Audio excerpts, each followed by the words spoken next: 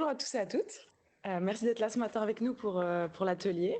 On est ravis d'être là pour cette troisième et dernière journée des journées doctorales Regard critique sur le développement.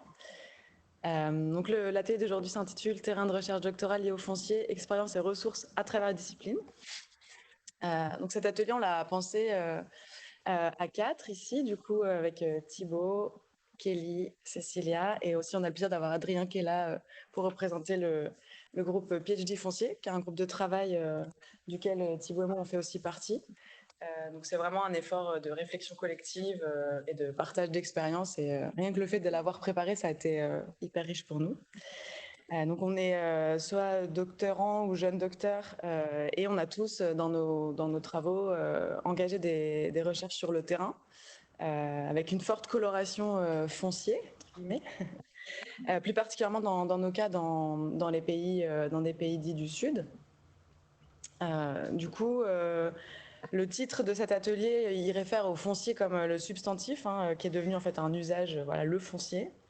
Mais l'idée, c'est de parler de manière plus large aussi des questions foncières, qui est voilà, une thématique vraiment plurielle, qui se prête beaucoup au dialogue transdisciplinaire.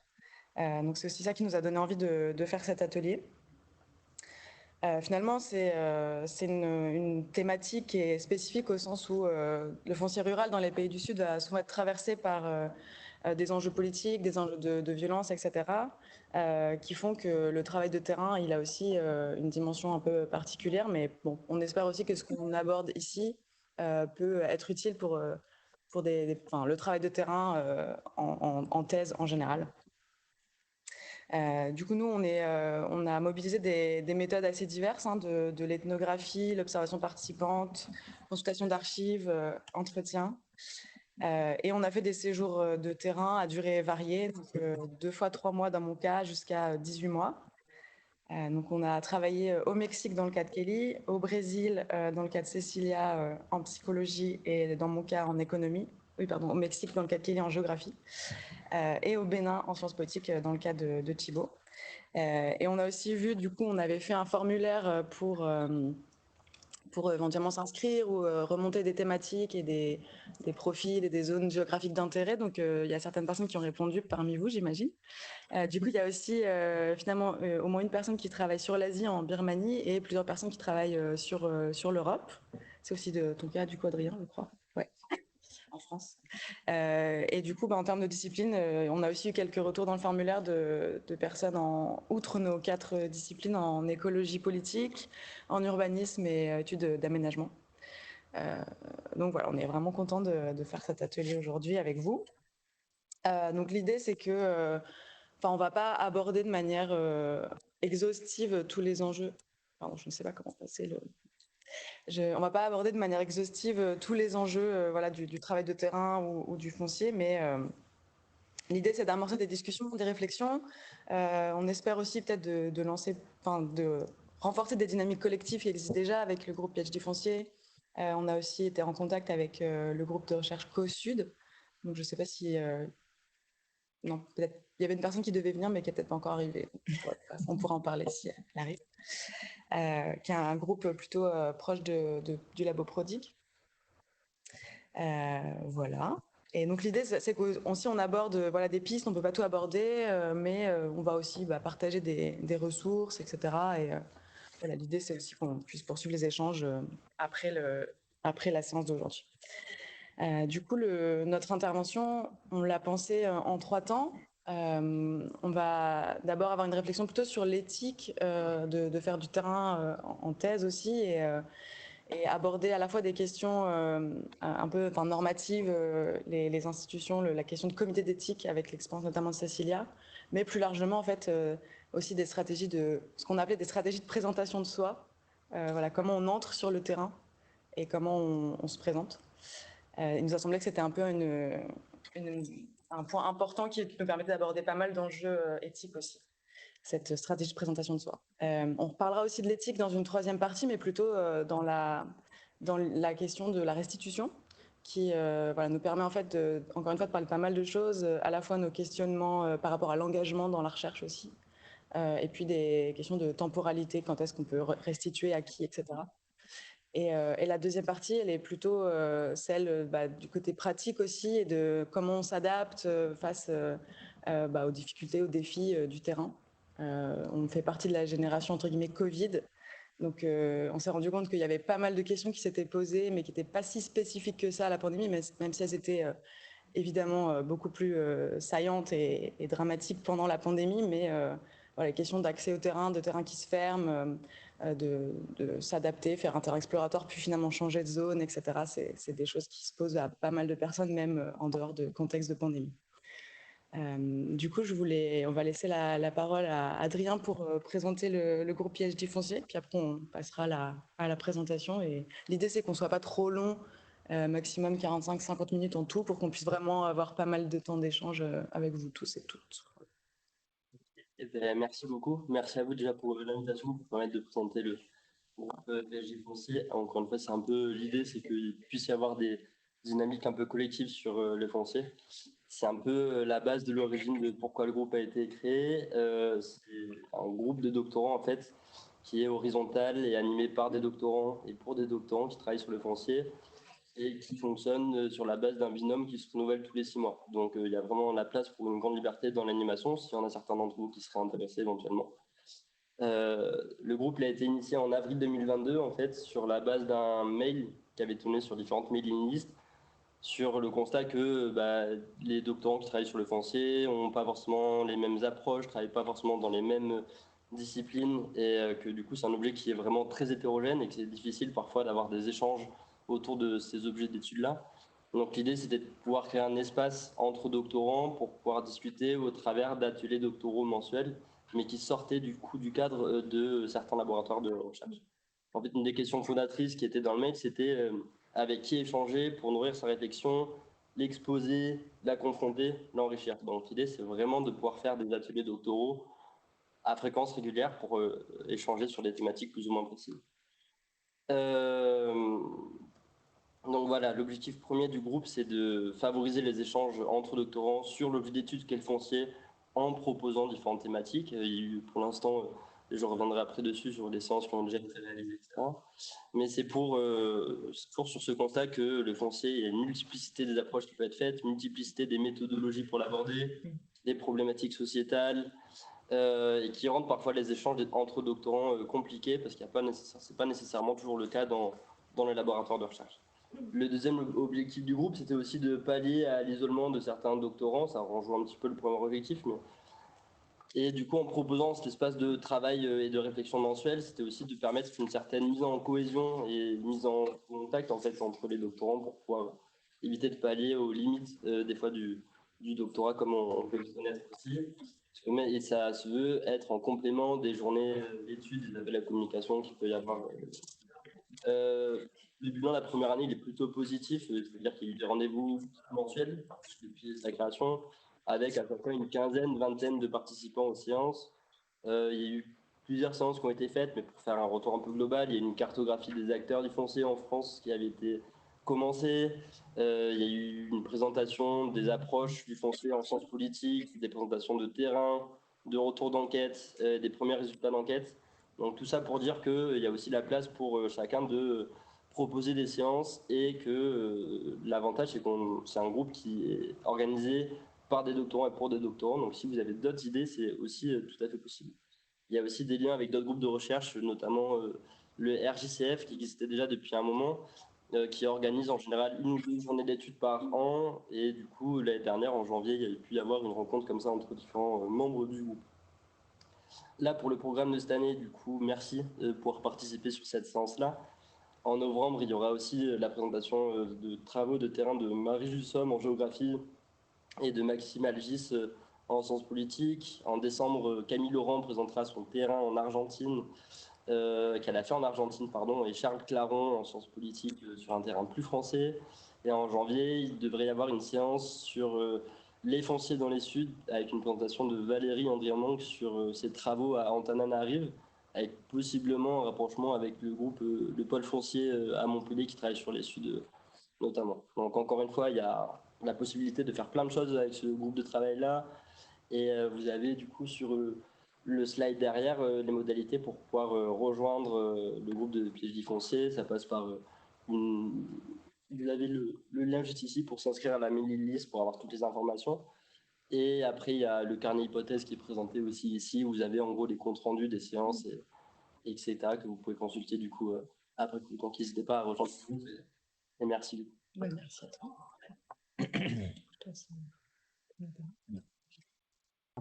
Du coup, dans le premier temps, on va aborder donc les questions d'être autorisé à enquêter entre comité d'éthique et stratégie de présentation de soi.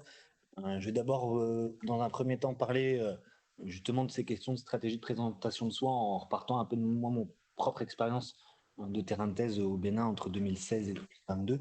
Après, je donnerai la parole à Cécilia sur les questions d'éthique. Cette réflexion, elle est partie du fait qu'actuellement en France, on a constaté que tous les établissements et toutes les disciplines de sciences sociales n'avaient pas les mêmes exigences administratives en termes de comité d'éthique. Et que par conséquent, on n'avait pas eu toutes et tous à se positionner de la même manière selon les dispositifs, mais que néanmoins, ça nous avait posé question, à la fois en termes d'intégrité et d'expérience vécue. Moi, pour ma part, c'est vraiment sur la question de la manière dont j'ai eu à me présenter au cours de mes terrains au Bénin. J'ai commencé en 2016 alors que j'étais en Master 2 de sciences politiques. Et une des premières tensions, ça a été justement donc, sur l'accès au terrain et sur les manières dont j'ai eu à rencontrer, que ce soit des experts, des bureaucrates ou des agents internationaux, ou voire même aussi des acteurs locaux type paysans. Une des stratégies que j'ai souvent utilisées, malgré moi, mais parce que j'ai eu le sentiment que ça me permettait d'ouvrir des portes, c'était de me présenter comme un étudiant en agronomie. Alors que je faisais plutôt de la science politique, mais parce que généralement les acteurs avaient beaucoup de mal à voir en quoi la question foncière était une question politique, notamment pour des acteurs locaux, en fait, qui étaient pris dans des rouages de mécanique bureaucratique. Et donc, en fait, la question c'était bien plus lié à des questions d'enjeux agricoles. Et en fait, ça me permettait d'ouvrir des portes et des discussions avec certains acteurs qui auraient été plutôt fermés.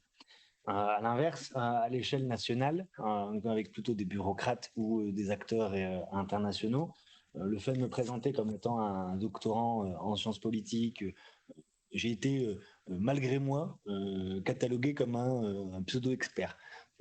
Donc du coup, on m'a demandé en fait très régulièrement de donner mon avis sur du coup la formalisation des droits de propriété fonciers, quand bien même moi je me considérais pas comme expert du tout du fait que je démarrais ma thèse et que je pouvais pas me considérer après 1 an ou 2 ans de thèse comme étant expert de ce sujet-là. Et ça m'a permis parfois mis dans des situations assez embarrassantes. J'ai notamment le souvenir d'un forum qui s'était tenu sur donc, du coup le foncier au Bénin, qui faisait un point d'étape après 3 ans de réforme, participait à une ethnographie avec un collègue anthropologue et on avait décidé d'observer en fait différents sous-panels. Et en fait, tous les membres d'un sous-panel m'avaient demandé de faire le travail de restitution en plénière. Ce qui m'avait pas particulièrement mis à l'aise parce que du coup, j'avais le sentiment que d'une place de chercheur en tant que observation participante, je me retrouvais d'un coup mis en position de policy maker, d'autant que c'était filmé, après ça se retrouvait sur Internet, etc. etc. Donc du coup, la manière dont on peut se présenter, ça peut parfois influencer sur la manière dont on se retrouve encliqué malgré soi dans ces dynamiques-là. À l'inverse, par contre, ça m'a ouvert d'autres portes, notamment avec un sous-groupe qui travaille au sein des différentes ambassades, des différents bailleurs de fonds cotonois et bureaucrates. Et le fait de réussir à rentrer dans ce réseau-là en qualité de pseudo-expert étudiant en travaillant dessus, ça m'a donné accès à des boucles mail sur lesquelles en fait je suis resté bloqué dessus pendant 6 ans parce qu'en fait malgré ma sortie de terrain, les personnes qui m'avaient intégré aux boucles n'avaient oublié de me supprimer, quittant le terrain. Ce qui fait qu'en retournant en France en 2018, j'ai continué à recevoir pendant 4 ans tous les rapports d'activité ou compte rendu de réunion qui m'ont permis donc du coup de faire un suivi un peu informel du coup des dynamiques politiques et bureaucratiques de mise en œuvre politique foncière. Alors après, c'est des documents utilisés avec des pincettes et que j'ai pas pu utiliser explicitement comme des matériaux de première main dans la thèse, mais qui ont néanmoins énormément servi à contextualiser le background et l'étude que j'en faisais, notamment sur la période 2020-2022, au moment où c'était plus possible de retourner sur le terrain. Voilà un peu du coup ce que je pouvais dire sur moi, en tout cas en termes de retour d'expérience, ce que ça implique, la manière dont on peut se présenter. J'aurais aussi d'autres éléments à dire, mais dans une partie suivante qui se connecte directement avec celle-ci. Alors, pour vous proposer une réflexion, une autre réflexion, en fait, à partir d'un autre terrain qui amène à d'autres stratégies finalement d'enquête et donc plus particulièrement d'intégration dans des communautés donc agraires au Mexique. Pour commencer, peut-être préciser un peu d'où je parle. Donc, je travaille sur les conflits fonciers dans le sud du Mexique, donc au Oaxaca et au Yucatan, avec une approche de géographie politique et juridique sur le temps long. Donc, concrètement, je m'intéresse au rapport de pouvoir au cœur de l'application locale du droit et des politiques de développement. Donc, ça m'amène en fait à m'intéresser plus particulièrement aux droits fonciers et à leur évolution, tout ce qui est faisceau de droit, etc. Tout ce qui organise finalement l'accès et l'administration des ressources. Donc, lorsque j'ai réfléchi à mon expérience de terrain, ce que m'a permis justement de faire la préparation de cet atelier, donc c'était très enrichissant, je me suis rendu compte que j'avais eu recours à au moins 2 stratégies pour pouvoir enquêter dans ces lieux. Je parle de 2 stratégies parce qu'en fait, je pense que 2 problèmes se sont posés. Il y a déjà le fait d'entrer dans le terrain et ensuite le fait de l'investir, qui sont 2 choses, je pense, assez différentes et qui correspondent d'une certaine manière à 2 filtres qui, dans mon cas, ont existé entre donc, la chercheuse et le terrain. Alors, par entrer dans le terrain, en fait, je fais référence au premier contact qu'on peut avoir avec le cas d'étude et plus particulièrement avec les enquêtés. Donc, dans mon cas, ce premier filtre, en fait, a été celui des autorités locales, des villages, parce que du coup, je travaille plus spécifiquement dans les espaces ruraux, où il y a quand même un contrôle politique assez fort. Donc, concrètement, il s'agissait d'obtenir une autorisation formelle à être là et à pouvoir enquêter, en fait, donc à discuter avec les gens, à être présente plusieurs mois dans le village, etc. Le deuxième filtre, qui est peut-être le plus stimulant, a été celui des enquêtés, c'est-à-dire finalement réussir à obtenir leur confiance sur un temps un peu plus long, parce qu'en fait, parfois on peut passer le premier filtre, donc avoir l'autorisation à être là et à enquêter, sans pour autant garantir la collaboration en fait des interlocuteurs. Donc je pense que cette dimension de confiance est fondamentale, en tout cas l'a été dans mon travail. Alors, à ce sujet, j'aimerais revenir sur un point de cette stratégie en particulier que j'ai mise en place de manière assez inconsciente, mais j'en ai pris conscience ensuite. Donc finalement, c'était quand même calculé d'une certaine manière. Alors, il ne s'agit pas pour moi d'affirmer que être une femme dans un milieu donc paysan masculin était une contrainte ou un avantage, mais j'aimerais plutôt insister ici sur la stratégie que j'ai mise en place pour être acceptée dans ce milieu-là. Donc il faut peut-être déjà préciser, donc dans ces villages, il y a des rôles quand même assez spécifiques qui sont attribués donc, au genre, et c'est vrai que ce sont vraiment les hommes qui vont travailler dans les champs, qui s'occupent des questions politiques, d'ailleurs qui accèdent aux fonctions politiques, et les femmes en sont complètement exclues. Donc les femmes, elles sont vraiment assignées au foyer. Donc quand moi j'arrive en tant que femme et que ce qui m'intéresse, c'est la dimension politique des rapports autour des ressources, c'est l'observation des assemblées, des membres de la communauté agraire, etc., en fait, il n'y a pas de femmes. Donc, il faut aussi légitimer cette présence-là. Donc, encore une fois, je ne pourrais pas dire que ça a été ni une contrainte ni un avantage, je ne sais pas. Mais il a fallu adopter une certaine stratégie, en fait, je pense, pour m'extraire des rapports hommes-femmes qui sont encore très cadrés et très codifiés finalement pour affirmer une identité de l'entre-deux, une sorte de troisième genre. Non donc concrètement, ça a passé par la tenue. Donc en fait, je m'habillais plutôt comme les hommes. Donc plutôt jean, voilà, les chaussures de randonnée, le chapeau de paille parce que les femmes portent plutôt des casquettes. Alors c'est un détail, mais en fait on est davantage identifié du coup, voilà, au genre masculin. Ah, elle va dans les champs. Ça passait aussi donc par la réalisation de travaux agricoles, ce que les femmes ne faisaient pas. Et aussi en parallèle, j'ai refusé d'assumer les tâches imparties aux femmes, et c'est-à-dire de cuisiner en fait pour les hommes avant leur sortie dans les champs. Et ça, c'est quelque chose qu'on m'a demandé. Et donc voilà, très vite, il a fallu que je mette la distance et dire, bah en fait, moi, je sais pas cuisiner ou c'est pas trop mon truc. Bon, bah déjà parce que ça aurait été quand même très fatigant de cuisiner les haricots avant d'aller au champ et après aller faire les travaux agricoles. Mais c'était aussi pour bien marquer la relation avec donc les enquêtés, donc qui étaient des paysans, de dire moi je suis là pour vous accompagner dans vos travaux. Voilà, je ne vais pas occuper la place de la compagne en fait. Donc ça me semblait assez important. Et ça a été une posture qui a finalement été assez bien assimilée par les hommes comme par les femmes, parce que des fois on peut aussi avoir des problèmes, entre guillemets, en tout cas des tensions avec les femmes, quand on est donc une femme qui accompagne les hommes, etc.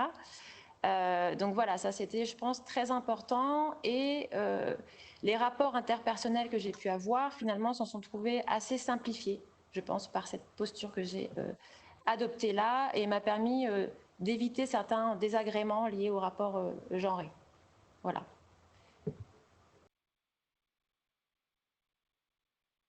Du coup, moi, je vais aussi compléter avec un petit peu mon retour. Et du coup, j'ai envie d'insister sur l'idée de la spécificité du contexte, que finalement, parfois, on peut, en faisant un terrain, il y a des terrains à l'intérieur.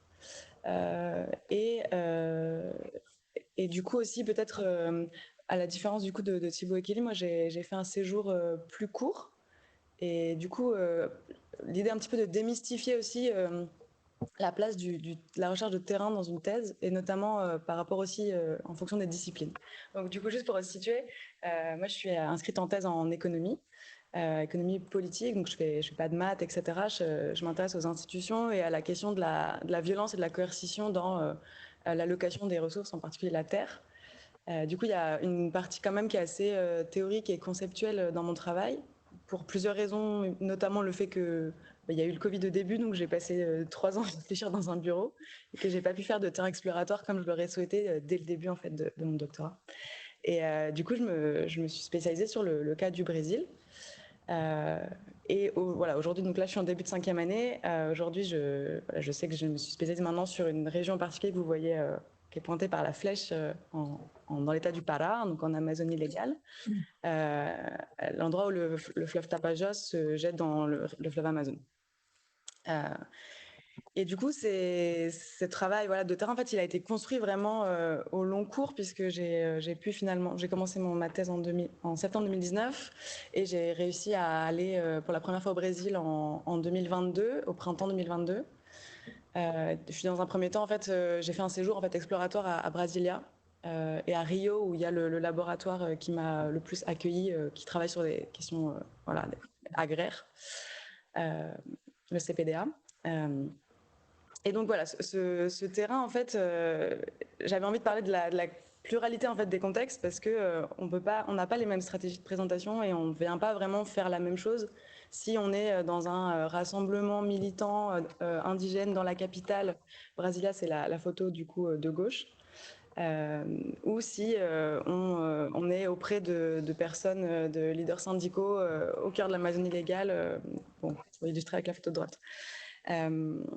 Donc du coup, je pense que cette notion de présentation de soi, elle cristallise beaucoup de choses. Enfin, il y a beaucoup de choses derrière cette idée. À la fois le fait que aller sur le terrain, c'est vraiment sortir de sa zone de confort, se confronter à plein de choses. Et en fait, finalement, il y avait des questionnements un petit peu éthiques que j'avais, au sens où comment je présente en fait qui je suis, qu'est-ce que je viens faire ici, quelle est ma thématique de recherche, quelle est ma problématique de recherche. Évidemment, c'est des choses, en tout cas dans mon cas, ça a été un tâtonnement.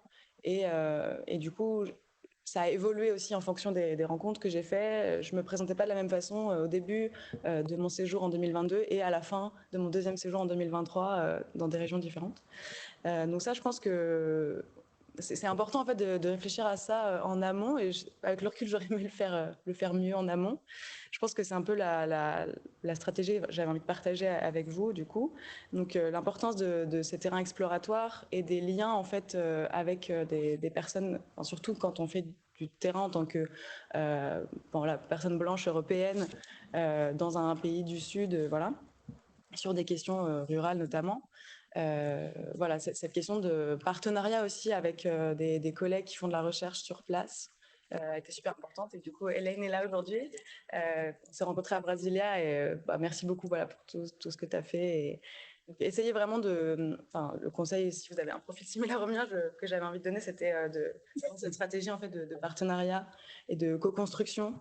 Voilà, que la recherche, c'est à la fois une réflexion aussi de notre institution d'origine, de notre direction de thèse si elle est en France par exemple, mais aussi une famille en fait qui nous aide à construire notre stratégie de terrain au long cours. Et du coup, j'avais envie aussi de rebondir sur ce qu'avait dit Kelly par rapport au genre et enfin, je sais pas non plus moi si le fait d'être une femme blanche française qui étudie dans une université qui a maintenant le label Sorbonne. Enfin, je pense qu'il y a des choses où ça a pu ouvrir pas mal de portes et en même temps, il y a aussi des réflexions éthiques et parfois des portes qui se ferment aussi. Dans le cas de mon terrain dans la région de Santarém au Pará, du coup, il y a s'intéresser aux questions d'appropriation de terre, c'est aller à l'intérieur aussi de questions d'identité. Dans cette région-là, il y a des populations qui s'identifient comme indigènes depuis quelques décennies, et donc il y a beaucoup de recherches qui est fait dans cette zone-là, et notamment des recherches de chercheurs et de chercheuses françaises. Et moi, il y a certains acteurs qui m'ont dit mais tu viens pour dire quoi? Parce que on a des Français qui sont venus il y a quelques années, et on n'a pas aimé ce qu'ils ont dit sur nous, etc. Donc voilà, en fait, discuter avec les collègues et lire beaucoup aussi les travaux qui ont été faits sur le contexte, ça paraît une évidence, mais parfois, même si on a l'impression qu'on a fait beaucoup de revues de littérature avant d'arriver sur le terrain, bah, on n'a jamais, ça s'arrête jamais, donc on peut toujours avoir des surprises. Et du coup, je voulais aussi juste partager cette idée d'essayer de s'adapter, et enfin, s'adapter n'est pas mentir. Donc, j'ai beaucoup réfléchi avec l'ouvrage d'une sociologue qui s'appelle Madeleine Fairbairn, qui a travaillé sur la question de la financiarisation des terres agricoles au Brésil. Et donc, c'est une États-Unienne blanche qui a fait une université assez prestigieuse. Et elle expliquait, voilà, c'est son terrain aussi dans des grands forums sur les enjeux financiers de la terre et de l'agrobusiness, etc. Et j'ai beaucoup aimé cette citation où elle explique que voilà, dans un milieu qui est dominé par le masculin aussi, alors ça me semblait être en contraste avec ce qu'elle disait, où toi, du coup, tu as adapté la stratégie plutôt de les accompagner, de porter un chapeau de paille, etc. Elle a juste, du coup, plutôt travaillé ce côté, cette identité de genre et voilà, finalement, la dynamique de genre classique et la femme qui pose beaucoup de questions et l'homme qui explique beaucoup de choses. Parfois, pourquoi pas l'utiliser? Et moi, je pense que c'est une dynamique qui a finalement été vraie dans certains de mes entretiens avec des fonctionnaires territoriaux, par exemple. Et voilà, ça. Bon, c'est ouvert. Je dis pas que c'est forcément ni bien ni mal, mais voilà, je pense que c'est intéressant d'en discuter. Ouais. Et je m'arrête. Alors, vous voyez bien, on est en train de se dévoiler là. Et là, maintenant, je vais parler du comité d'éthique, parce que moi, j'ai passé par un comité d'éthique. Et si avant, comme disait Thibault, c'était pas du tout le cas, ça devient de plus en plus une règle, une formalisation, et qui donc, ça fait mouvementer toute la communauté des sciences humaines et sociales. Parce qu'on nous demande d'ailleurs, en plus des comités d'éthique, alors soyons clairs, c'est très intéressant ce qu'on demande. On demande l'anonymat des gens, on demande par la suite les consentements, on demande de bien travailler ces données pour notre recherche et pas pour une autre recherche, et de détruire par la suite. Donc, ce sont des demandes d'une déontologie de chaque discipline que je pense qu'on peut travailler différemment. Par contre, ça, ça vient d'un paradigme biomédical ou sinon des sciences dites dures. Et à un moment où on adapte ces paradigmes dans nos recherches, ça devient un peu complexe. Voilà, donc vous avez ici deux possibilités. Donc, il y a une personne qui dit qu'en fait, réfléchir en amont, ça a permis aussi de mettre certaines méthodes et certains protocoles et donc stratégies des présentations de soi. Mais il y a vraiment beaucoup de chercheurs et chercheuses qui ont écrit, même dans la presse écrite, énormément des critiques par rapport au comité d'éthique. Voilà. Donc, voilà. Oui. Donc, j'explique un tout petit peu ma recherche. Elle se porte, comme disait Emma, sur les sujets autochtones au Brésil aussi. Et un peu exactement ce qu'elle a dit, c'est-à-dire ils ont besoin de prouver une identité culturelle pour avoir la terre. Et exactement, si nous, on arrive avec nos recherches, on dit « Ah, c'est pas très indigène », c'est-à-dire ils perdent le droit à la terre. Et c'est vraiment quelque chose de très, très sensible quand on se présente. Donc, et ça fait donc cette démonstration, ils doivent nous démontrer une indianité, une démonstration des culturalités de leur côté. Et nous, de notre côté, moi, j'ai dû présenter, accrochez-vous, 5 papiers. Donc d'abord un protocole d'éthique ici à l'université Sorbonne Paris-Nord, ensuite une demande de scientificité, donc c'est très intéressant ça, il demande que moi je sois assez scientifique pour aller demander et poser des questions du Conseil national de recherche du Brésil, un comité d'éthique national et un comité d'éthique régional qui prenait, donc là vous voyez la flèche, qui prenait en considération 4 États différents. Et par la suite, l'autorisation de la Fondation nationale des indigènes qui autorise ou pas la rentrée du territoire. Donc vous voyez bien, ça se réjoue dans quelque chose un peu historique. En fait, vu que moi je suis psychologue, je cherche justement ce type de mécanismes. Au moment où moi j'arrive dans cette terre-là et je demande de rentrer dans le territoire avec 5 papiers, ça fait réjouir différemment l'histoire de la colonisation au Brésil. Alors voilà. Et voilà, je vous dis là ce qui s'est passé, ce qui montre un tout petit peu quelques collègues chercheurs et chercheuses qui disent donc que les comités d'éthique, c'est que de la paperasse, c'est qu'une formalisation pas vraiment utile. Et ils arrivent juste à dire alors... Et est-ce que c'est un excès, cette procédure, de demander autant de papiers que ça? Parce que je connais des collègues, ça leur prend 1 an et demi de thèse avant de pouvoir commencer quelque chose. Donc, est-ce qu'on est en train de faire ça par l'excès ou on est en train de faire ça exactement par une vraie intégrité? Et les combles, je trouve ça très intéressant. Probablement, ce sont nos propres recherches qui ont dû dire il faut formaliser, parce qu'on dit il y a de la vulnérabilité derrière ces gens-là, nos recherches avant. Et donc maintenant, on s'est dit, ah oui, donc s'il y a de la vulnérabilité, il faut un tout petit peu mieux contrôler les prochaines recherches. Hein, un peu ton héritage. Donc c'est probablement nous-mêmes qui avons demandé, d'une certaine manière, que ces procédures soient adaptées à nous aujourd'hui. Et voilà, c'est un peu les débats que j'ai envie d'entamer avec vous dans ce sens. Est-ce qu'on peut considérer l'éthique comme un processus de construction du chercheur et de la chercheuse qui va avec toutes ces stratégies de présentation de soi, cette intégrité scientifique, cette déontologie de chaque discipline, parce que chaque discipline a sa propre déontologie, ou est-ce qu'il nous faut cette tentative de formalisation? Et je vous montre encore une fois quelques chercheurs qui ont réfléchi sur la question. Alors, vous voyez bien, on est déjà la prochaine génération. Ça, c'est des chercheurs déjà confirmés qui disent leur opinion. Et nous, on est dans la génération où on est plus ou moins confrontés. Donc, moi, dans ma discipline en psychologie, c'est très rare qu'une thèse passe aujourd'hui sans comité d'éthique. Et Et j'aimerais bien reprendre un tout petit peu cette idée qui m'a déjà commencé et dire un peu Bell Hooks. C'était que justement, les théories dans les domaines des sciences sociales, humaines et sociales ne peuvent pas s'empêcher de penser notre arrivée sur place.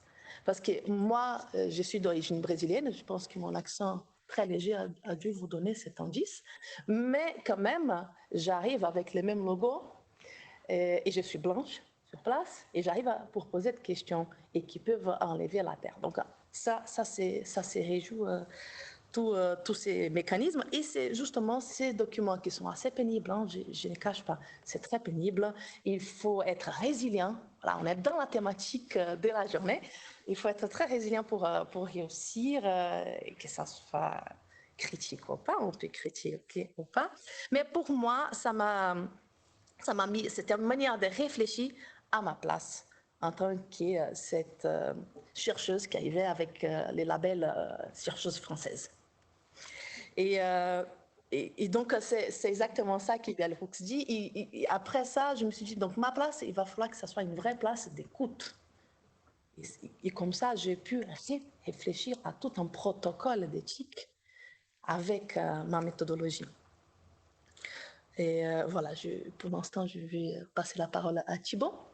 Et après, on continue le débat éthique. On va maintenant aborder le deuxième temps de présentation qui porte du coup sur les enquêtes et non-lieux, sur les stratégies donc d'adaptation face aux contraintes de terrain.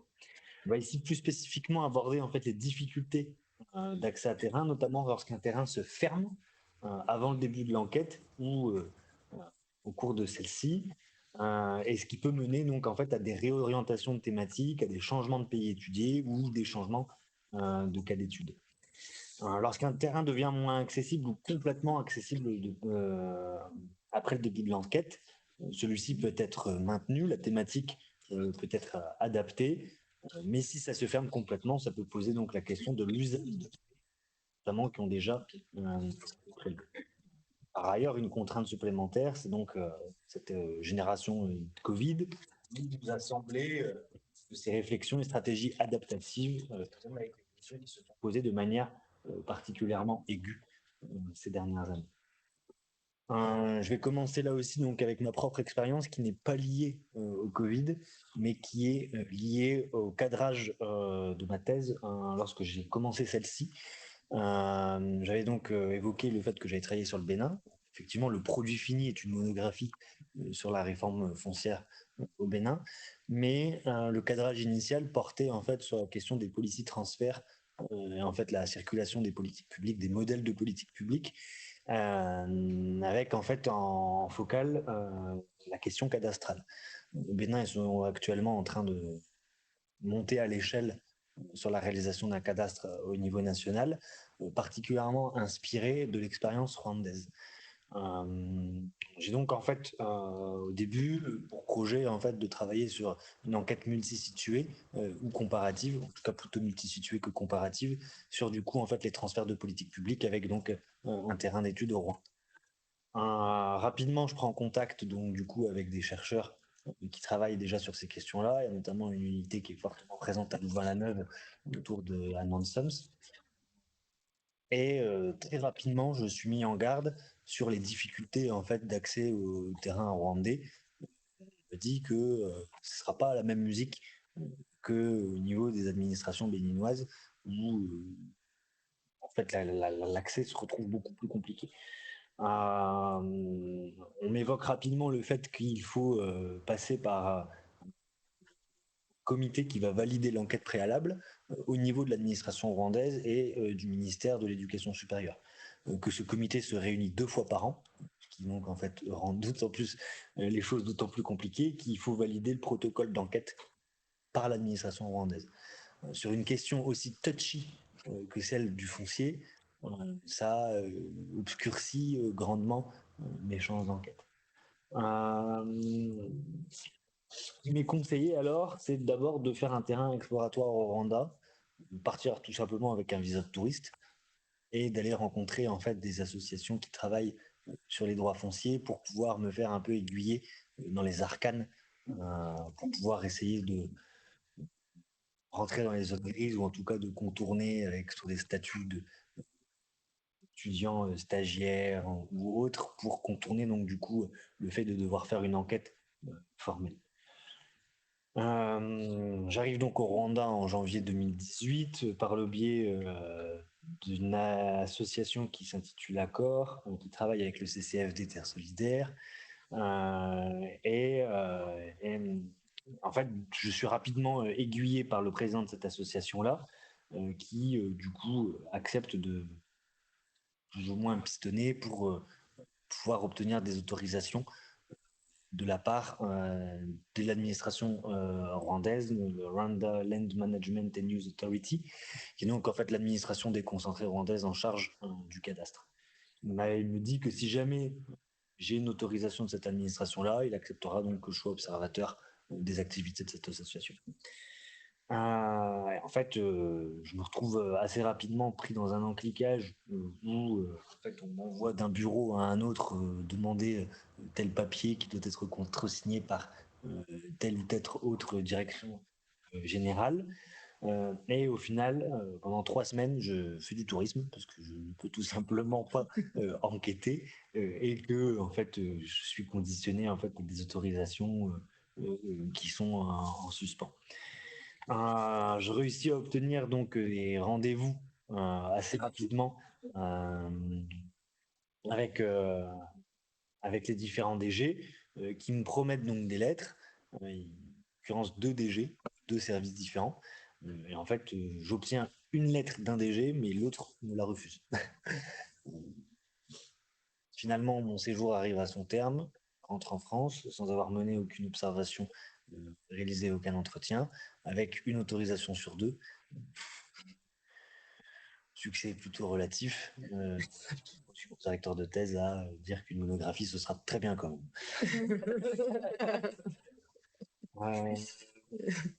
Je vous donne la parole du coup pour revenir également sur vos propres expériences.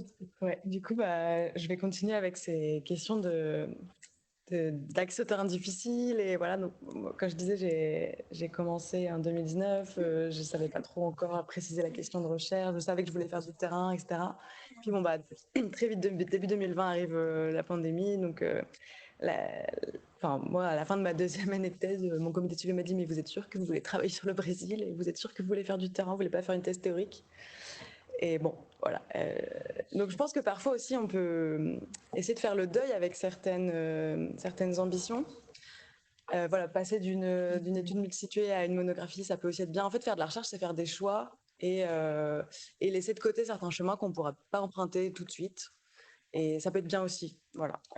Et donc moi, du coup, j'ai décidé pour mon 2e terrain, après mon terrain exploratoire de 2022, du coup, beaucoup de rencontres et de lectures, etc., et de portes qui s'ouvraient m'ont permis du coup d'aller en fait dans la ville de Santarém, au Pará. Et en fait, j'ai décidé de pas passer évidemment par, de ne pas chercher à aller déjà en territoire indigène, parce que je savais que ça allait, dans le temps de la thèse, c'était juste pas possible, et je me sentais pas du tout assez solide aussi sur ma formation éthique, ma formation en conduite d'entretien qualitatif, etc. pour faire ça. Je trouve que ça engage trop de responsabilités aussi. Quel va être mon impact en fait sur la vie de ces personnes-là. Et du coup, je me suis intéressée à une zone qui a été un projet en fait de réforme agraire collective avec des personnes qui sont appelées communautés traditionnelles. Et j'ai aussi décidé finalement, après 2 semaines sur place, de pas aller rendre visite à ces communautés-là qui sont des villages. Il n'y a pas besoin d'autorisation entre guillemets particulière c'est pas une frontière, voilà.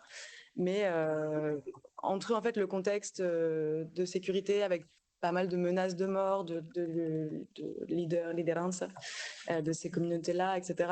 Bon, les collègues à l'université de Santarém m'ont aussi dit bon, on peut t'accompagner, nous on travaille en fait sur ces questions-là aussi, on est d'ici et on a des contacts, donc on peut aussi t'aider à rencontrer certains acteurs. Mais de le faire en fait depuis l'université ou depuis la capitale en fait. Et donc Voilà, c'est le parti que j'ai pris. Donc, c'est un biais méthodologique, évidemment, voilà, mais j'ai décidé de l'adapter et de construire ma thèse autour de ces possibilités-là. Et du coup, juste pour illustrer, la photo en haut, c'est le terminal de chargement de l'entreprise Cargill, où du coup, on charge les graines de soja qui sont collectées sur l'ensemble d'un territoire qui, en fait, est la frontière d'avancée du soja sur des zones de forêt primaire. Donc finalement, tous les jours quand je sortais de mon logement pour aller me rendre à l'université, je voyais ça. Donc je pense que c'est aussi pas la même chose d'écrire, même si je suis pas forcément allée aussi loin sur le terrain que j'aurais espéré initialement. Voilà, je pense que c'est aussi un terrain. C'est une façon de faire de la recherche et voilà. L'idée de un peu démystifier aussi ce que c'est que se confronter au terrain. Et la deuxième photo, c'est que parfois, enfin, faut aussi compter sur un peu la chance et la question de résilience. Bon, on a essayé de le lier au thème de la journée, mais c'est l'idée aussi que bon, on s'adapte, on transforme nos projets, on se transforme aussi soi. Et parfois, on a de la chance aussi, et il faut essayer de compter aussi avec ça. Et donc moi, lorsque j'ai passé un mois là-bas et il y a eu plusieurs événements qui m'ont permis en fait de rencontrer beaucoup d'acteurs à qui j'aurais pas du tout pu avoir accès avec les limites logistiques financières aussi évidemment hein, parce que c'est pas la même chose de prendre l'avion et un taxi et de rester dans une capitale que de prendre 2 heures de lancha, 2 heures de quad, etc. pour être dans une communauté. Enfin, il y a aussi des réalités très matérielles quand on est en thèse et cette idée de un petit peu baptême du feu, c'est en fait une formule qui a été utilisée par un collègue qui a avancé dans sa carrière et qui n'encensait pas cette idée de baptême du feu, mais qui disait voilà, en fait, quand on fait une thèse et qu'on veut mener du terrain, etc., on se retrouve un petit peu bombardé au rang de chef de projet et on gère tout, de la recherche de financement à la logistique, à la préparation pour faire des rendez-vous, pour avoir des entretiens, etc. Et il dit, moi, maintenant que je suis en poste et que quand je fais des missions de terrain, j'ai des collègues sur place et je suis plus du tout, enfin, c'est plus du tout cette même responsabilité seule sur les épaules d'une personne. Donc voilà, l'idée c'était que si vous vous sentez comme ça quand vous faites votre thèse, on n'est pas seul, on peut aussi échanger avec d'autres expériences et c'est vrai que c'est quelque chose qui m'a aussi beaucoup aidé pour mener ça à bien. Voilà. Et oui, pardon, du coup, juste sur aussi un petit peu la notion enfin toujours sur l'idée un peu éthique aussi.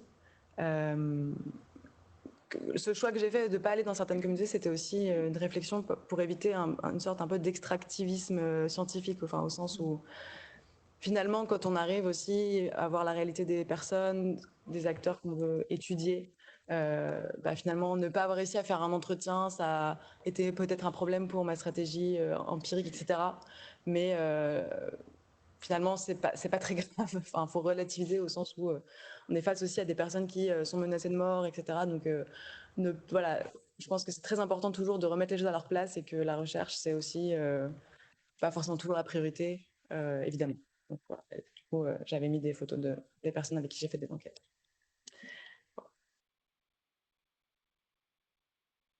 Alors oui, exactement comme Emma, moi aussi je suis partie dans les territoires au Brésil et pendant la pandémie, tout était complètement fermé pour entrer dans les territoires indigènes parce qu'ils ont été considérés comme très vulnérables.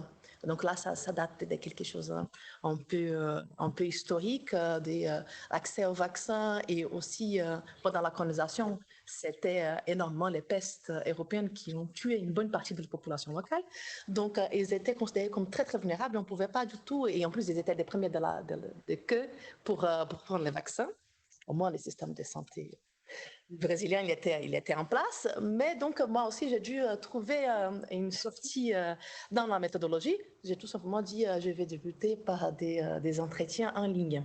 Et donc, en fait, le Covid, ça m'a ouvert une porte que je n'avais pas avant et je ne pensais pas que c'était quelque chose possible. Et c'est effectivement un terrain très, très violent où la vie des gens, et pas juste la vie, en fait, il y a beaucoup de la dignité.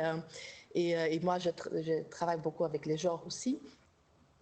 Et donc, s'est rendu compte de cette violence, et je pense que c'est un peu ça qu'Emma disait aussi, c'est très important dans la redéfinition de la méthodologie. Parce que sinon, on va tomber dans les pièges de répondre à cette violence avec violence, en disant, bah oui, je fais de la recherche. À quel prix? voilà, c'était vraiment dans ce sens-là qu'on voulait parler. C'est bon.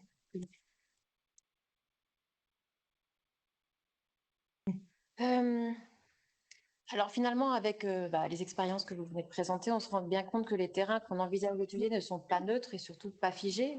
Ils sont soumis à des dynamiques qui peuvent s'exprimer par des crises plus ou moins aiguës. Et parfois, malheureusement, le changement de terrain est la seule issue.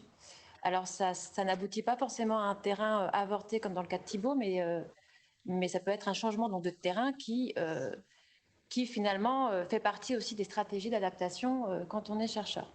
Alors, assez brièvement, parce que je ne suis pas sûre qu'on ait beaucoup de débats possibles autour de ça, mais il y a quand même un enseignement qu'on peut en tirer, c'est qu'on survit et qu'il est nécessaire de s'adapter, en fait.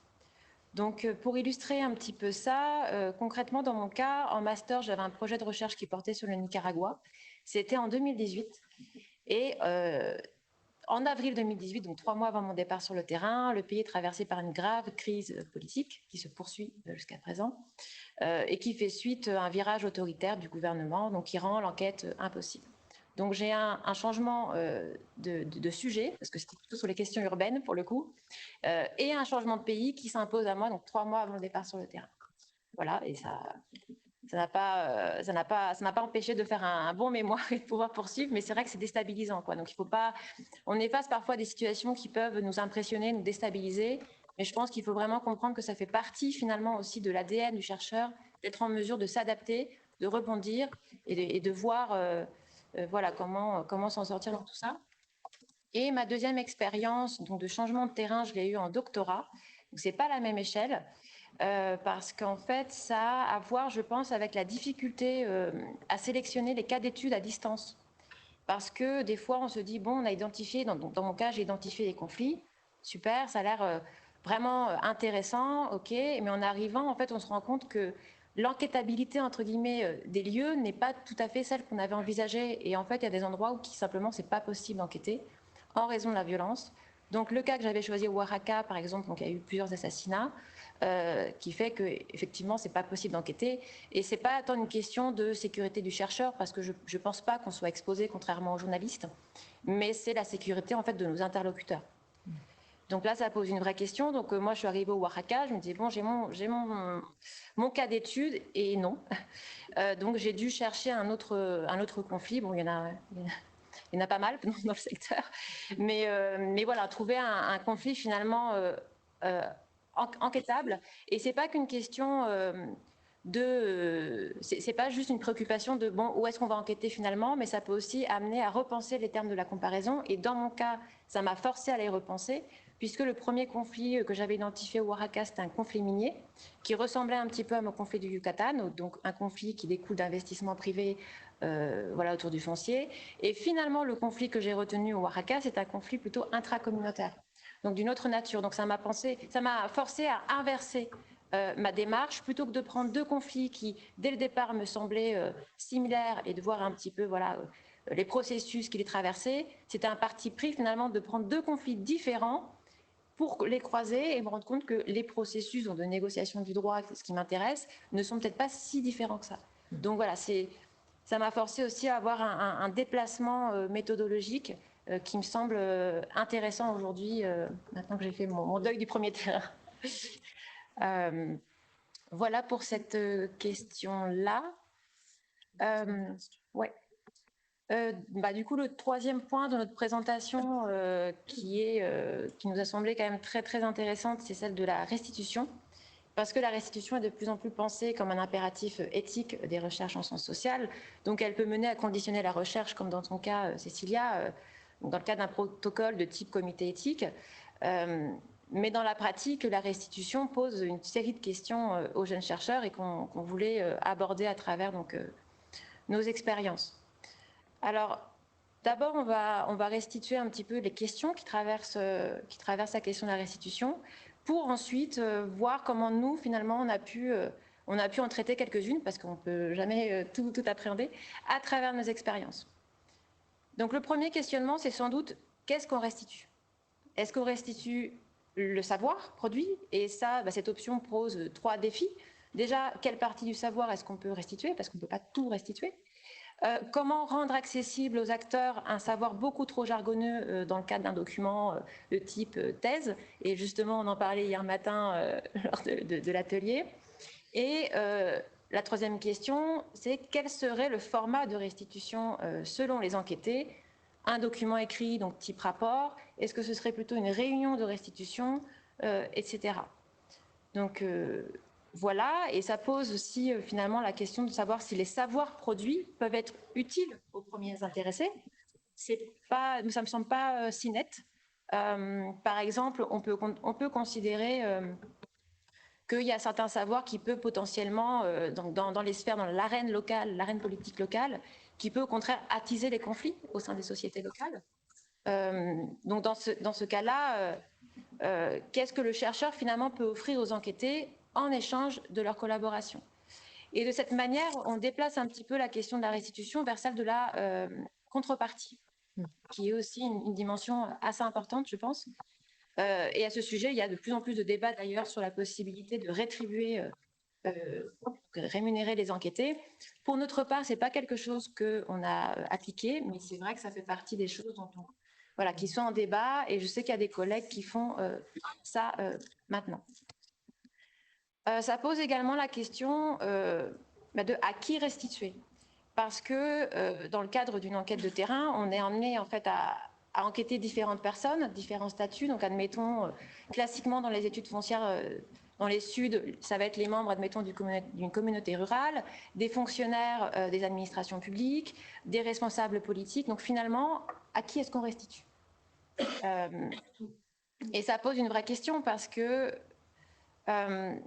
faut-il, par exemple, restituer aux décideurs aux décideurs, parce que finalement, c'est eux qui prennent ensuite des décisions politiques, etc. Ou est-ce qu'on considère qu'il faut restituer à ceux qu'on pourrait considérer comme opprimés, pour qui n'ont d'ailleurs généralement pas accès au savoir, pour qu'ils s'en saisissent et qu'ils puissent défendre leurs intérêts?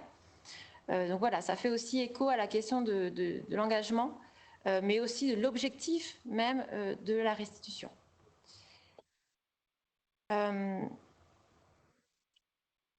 Donc voilà, la question un petit peu derrière ces différentes questions-là, c'est finalement est-ce que la restitution doit avoir lieu dans une perspective d'intervention, notamment dans des contextes de fortes attentes de la part des acteurs? C'est ce que tu disais sur vos terrains, sur vos terrains, parce qu'il y a un enjeu, il y a un risque aussi pour eux, et c'est le cas aussi dans le cadre de conflits, parce qu'en fait, on attend aussi que le chercheur prenne position et qu'il légitime un groupe face à l'autre.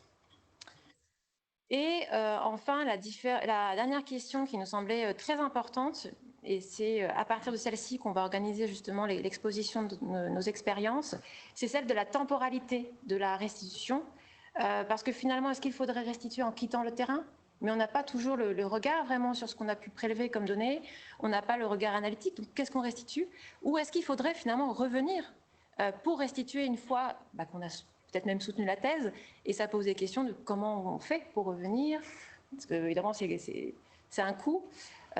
Donc voilà, je vous propose à présent d'aborder certaines de ces questions en pratique à travers nos expériences. Je vais faire rapidement une question en même temps. Moi, la première question qui s'était posée, effectivement, c'est une fois qu'on a fait 140 entretiens, qu'est-ce qu'on fait? Je veux dire, j'ai quand même le sentiment de devoir quelque chose à ces personnes sur lesquelles on va pas se mentir, en fait, on bâtit une carrière, on essaye en tout cas de bâtir une carrière académique. Que du coup, ça implique des jeux. Moi, je trouve que ça implique une certaine trivialité des acteurs avec lesquels on s'entretient. Et surtout, quand le cas des bureaucrates, des experts, il y a toujours le temps de l'expertise et le temps de la production scientifique.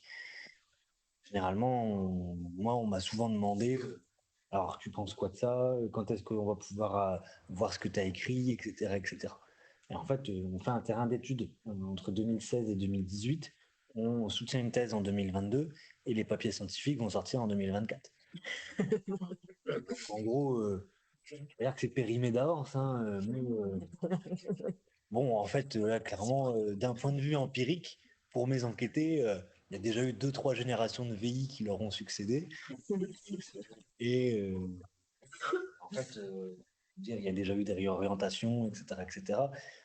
Et il y a aussi une certaine opacité des questionnements académiques qui sont sous-jacents à la matière empirique. Moi, en sciences politiques, quand je viens questionner la question du rôle de l'État ou la question de la politisation de l'expertise, etc., etc., bon, ça leur paraît quand même quelque peu opaque et ils ont du mal à voir en fait parfois en quoi les observations que j'ai pu faire, elles se mettent au service en fait de réflexions académiques qui sont propres en fait à d'autres espaces, quoi. Je suis retourné au Bénin l'année dernière dans le cadre d'une bourse postdoctorale financée par le CNRS. J'ai fait une restitution partielle de certains résultats de thèse auprès de certains enquêtés avec qui j'avais eu des relations qui pouvaient être un peu plus amicales, entre guillemets. J'ai fait circuler la thèse auprès de certains enquêtés avec de toute façon l'idée qu'elle était disponible sur HAL 2 mois après. Donc en fait, il avait juste en avant-première, entre guillemets, mais je ne cachais strictement rien par rapport à son contenu. Mais, mais c'est vrai que les questionnements théoriques et en fait la finalité inapplicable en fait des résultats de la thèse suscite, suscite une certaine forme d'incompréhension, en tout cas chez certains enquêtés, quoi. Globalement, enfin, les mêmes réflexions, et c'est vrai que on a essayé de faire ressortir dans le plan des choses qui étaient communes. En fait, on les présente un peu chacun à l'aune de notre expérience très située, mais finalement, c'est des choses assez transversales et tout ça. Et donc voilà, sur la question du retour, en fait aussi, moi c'est pareil, j'ai l'impression d'avoir passé. Enfin, quand je commence un petit peu à comprendre et à avoir l'impression que ça commence à être intéressant, bah, il fallait que je reparte. Donc, je pense que on peut aussi situer le travail doctoral dans vraiment, enfin, dans un début aussi d'une dynamique. Et moi, c'est très personnel, je pense, mais j'aimerais continuer en fait à travailler avec ce partenariat-là, avec cette région-là. Et je pense que le temps d'une thèse, il est trop court pour faire plein de choses comme on le voudrait et pour avoir cette réflexion aussi de quel est notre rôle en tant que comment on pose notre question de recherche de la France vers une région du Brésil et comment on pourrait aussi j'aimerais peut-être pour un postdoc ou dans le futur, etc., avoir aussi des co-constructions de problématiques de recherche avec des personnes, voilà, de certains acteurs, mais ça posera aussi voilà, toutes ces questions d'engagement, de la recherche, etc. Voilà, qu'on va pas forcément aborder maintenant, mais voilà. Et pardon, ça c'est petit. Et je voulais juste aussi, mais on pourra en reparler peut-être pendant les échanges, mais cette notion de partenariat, moi, j'avais envie de la prôner aussi et qu'on puisse échanger sur ces questions-là, au sens où ça rejoint l'idée du baptême du feu. En fait, on n'est pas tout seul. Et hier, dans un atelier, il y a une personne qui intervenait qui a dit une fois qu'on a survécu à l'université, on peut survivre dans n'importe quel domaine. On parlait de l'insertion de docteurs dans d'autres sphères que les sphères académiques. Et je pense qu'il ne faut pas non plus qu'on ait toute la pression de la restitution ou la non-restitution, parce qu'il peut y avoir une certaine culpabilité aussi dans l'idée de partir comme un voleur. Et voilà, démystifier ça aussi et essayer de trouver des stratégies pour contourner cette culpabilité. Dans mon cas, ça a été vraiment de rester en contact avec les chercheurs et les chercheuses sur place, continuer à faire des réunions en ligne, voir comment évoluent elles et eux leurs travaux, des personnes qui m'avaient aidé à avoir accès à des acteurs, qui avaient fait certains entretiens avec moi, qui m'avaient permis d'écouter certains entretiens qu'ils elles avaient déjà fait. Voilà, ça peut aussi être une manière en fait de restituer quand moi je partage ma réflexion sur leur travail, quand on fait des réunions, qu'on discute un papier qu'ils vont me présenter, ou voilà, cette espèce de côté plus horizontal aussi et pas du tout une recherche individuelle de construire sa carrière, faire sa thèse et publier son papier brillant. Voilà, c'est quelque chose une réflexion voilà, que je voulais partager. Alors, pour essayer d'aller vite, parce que le temps vite aussi. Donc, expérience de restitution complètement différente, du coup, de celles qui ont été présentées précédemment. Donc, moi, dans mon enquête de terrain au Mexique, j'ai passé plusieurs mois dans 2 communautés rurales.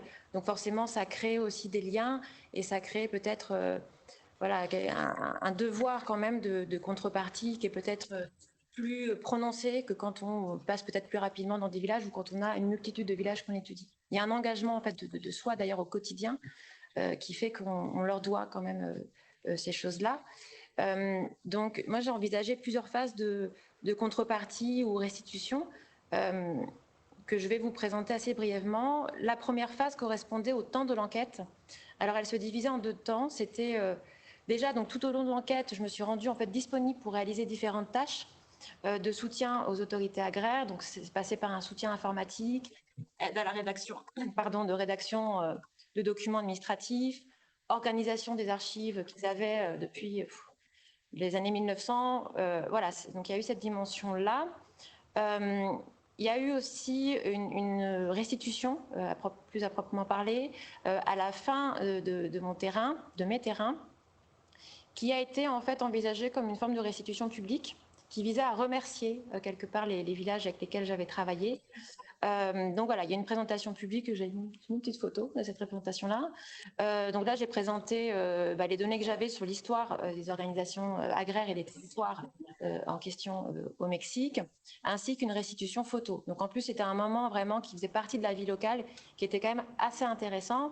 Et pour l'un des conflits, justement, ça a amené d'ailleurs les 2 groupes à se rejoindre lors d'un événement. Donc c'était aussi intéressant. Est-ce que tu peux passer la diapo ? Merci. Une deuxième phase de contrepartie, on va dire, a été celle et puis même de restitution, a été donc après le terrain, et ça a consisté à mettre à disposition en fait des compétences, mais aussi des données sur le temps long. Donc c'est-à-dire que donc là moi je suis rentrée en France, mais je suis encore en contact avec les gens des villages en question, et là, ils m'écrivent. Donc ils me disent par exemple, voilà, est-ce que tu pourrais nous produire une carte qui fasse état de la dynamique de marchandisation des terres, voilà. Donc c'est données, voilà, donc c'est de la compétence cartographique, mais à partir de données que moi j'ai prélevées. Donc par exemple c'est la carte, on la voit pas, qui est là-haut. Voilà, il y a eu aussi d'autres situations où on me demandait finalement de lister les documents donc des archives générales de Mexico qui pouvaient leur être utiles dans le cadre des procès. Donc voilà, il y a un côté un peu filtre en fait aussi en tant que chercheur entre les données qu'on peut consulter au sein des archives, mais aussi qu'on peut prélever localement et finalement leur donner. Et moi après je leur dis absolument pas quoi faire avec ça, mais je leur mets à disposition. Donc ça, je trouve ça aussi intéressant.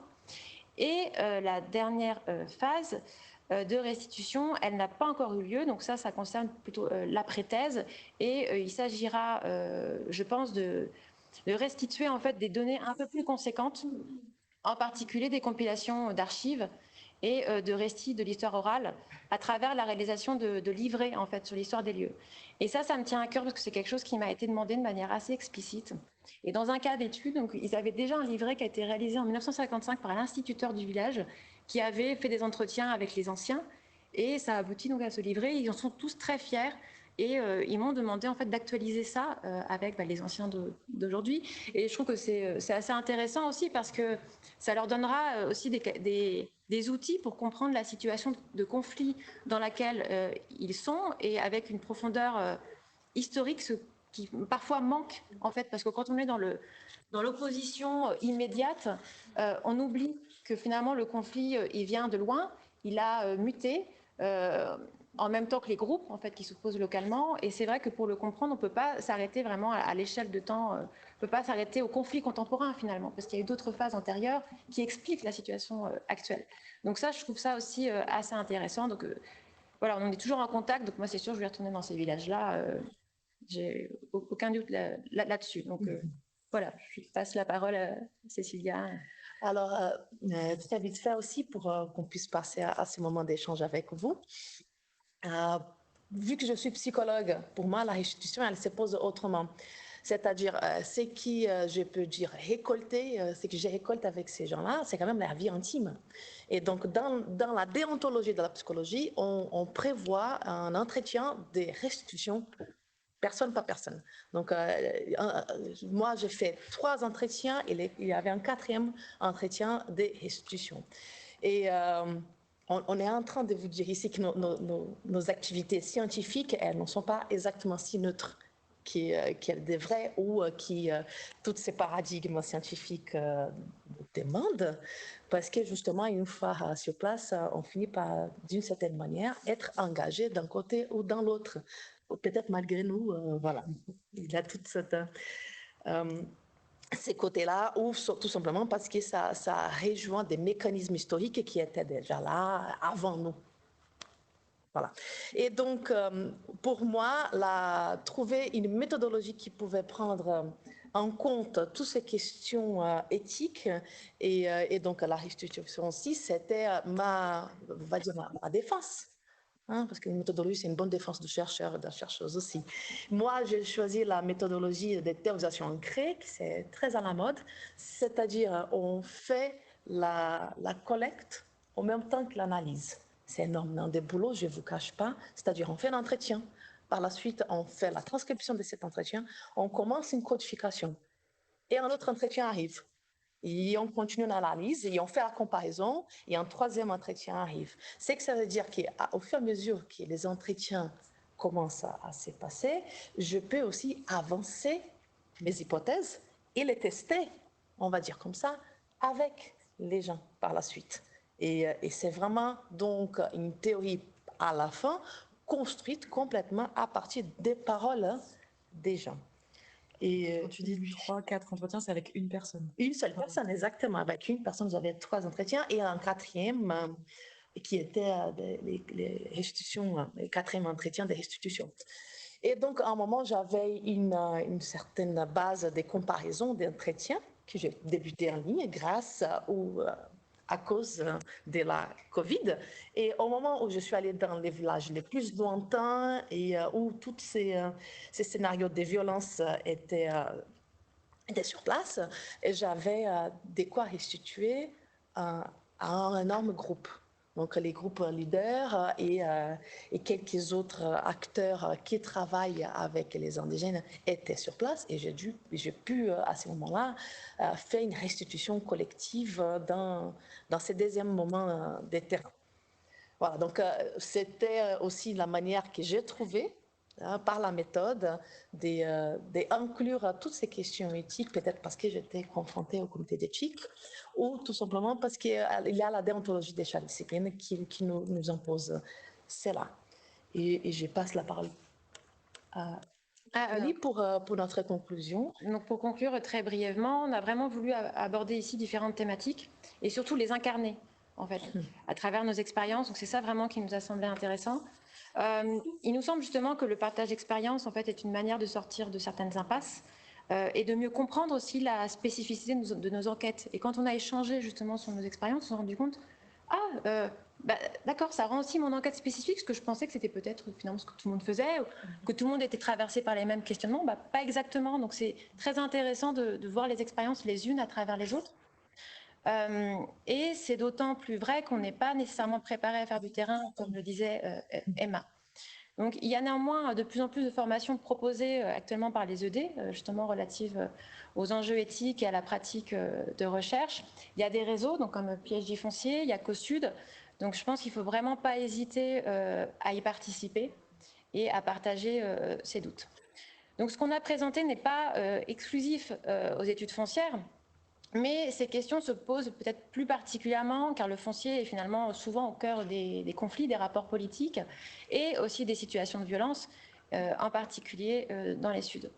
Finalement, conclure peut-être sur la nécessaire souplesse et l'adaptabilité du chercheur face aux potentielles crises et donc sur sa résilience, mais aussi sa capacité d'adaptation face à ses interlocuteurs et au contexte. Ça, c'est aussi très important. Donc, faire du terrain, c'est sans aucun doute sortir de sa zone de confort. Et nous pensons que c'est quelque chose, finalement, qu'il est très intéressant de penser collectivement. Et c'est la modeste contribution que nous avons voulu proposer aujourd'hui. Donc, merci beaucoup pour votre présence à ce soir.